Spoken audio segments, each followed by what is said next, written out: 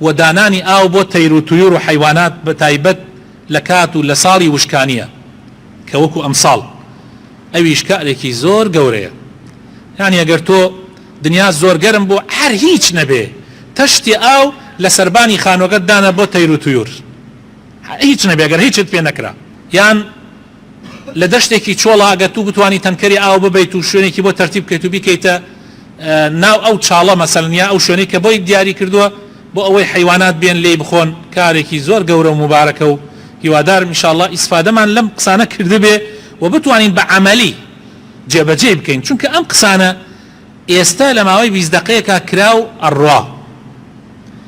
ئەگەر دەرچیتە دەرەوە بڕیارت نەدا بێ هەروە ئەڕوا کە ئەنەو معلوماتێکە وەرت گرتووە و تۆش ئەگەر هاتە بیرت بۆ یەکێ باسیەکەی، بەس ئەگەر بڕیارت دابێ یەکێ لەم کارانەی کە باسمان کرد ئەنجامی بدەی بڕیار بدەی ئەنجامی بدەی ئیتر ئەوە ئەبێ بە گەورەترین ئیسفادە لە خوتبەی جمعە.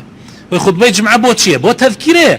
زۆربەی مسلمانان ئەوانەی کە بەردەوام دێن بۆ مزگەوت گوێیان لە وتارەکان بووە، ئەم قسانە ئەم حەدیثانە کە ئەیبیسیدنەوە جمعانە گوێیان لێ بووە، بەڵام یادخستنەوە زۆر گرنگە. هەر لەبەر ئەوە ئەبینی من وەکو ملاحەزەم کردووە بۆ لە ڕۆژی جمعە سنت بووە پێغەمبەر صلی الله عليه وسلم سورەتی ئەعلا و سورەتی غاشیەی خوێندووە لە ڕکات یەکەم و ڕکات دووەمە، لەبەر ئەوەی لە هەردوو سورەتەکەیە تەماشا بکە ئاەتی وشەی فەذەکیری تایە، یعنی مسلمان ئەی پێغەمبەری خوا یادیان بخەرەوە.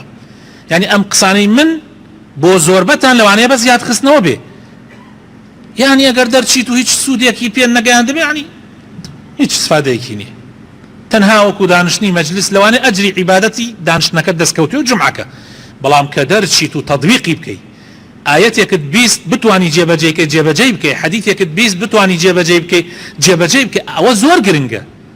ئێمە زۆر جا لە وتارەکانە باسەوەکەن مسلمانان لەگەڵ ژنەکانتانە باش بن، کابرا ئەچێتەوە لە جمعە لە ماڵەوە لەگەڵ لەسەر ئەوەی ژنەکەی مەسەن چێشتێکی دروست کردە بەدڵی نیە شەڕێک لەگەڵ ژنەکەیاکە، توخوا تۆ لە وتار جمعە باسەوە کراتۆ لەگەڵ ژنەکە تا چاک بێت تۆ لە ماڵ شەڕی لەگەڵاکەی.